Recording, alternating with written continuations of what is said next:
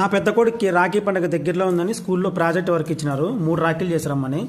ఒకటేమో రెడీ అయిపోయింది బ్లూ కలర్ది. గంట సేపు నుంచి చేస్తున్నారు వీళ్ళు మూడు రాఖీలు. ఇదేమో సగం ముందు ఇంకా రెడీ చేస్తుంది. ఇంకోటి గ్రీన్ కలర్ చేస్తుంది.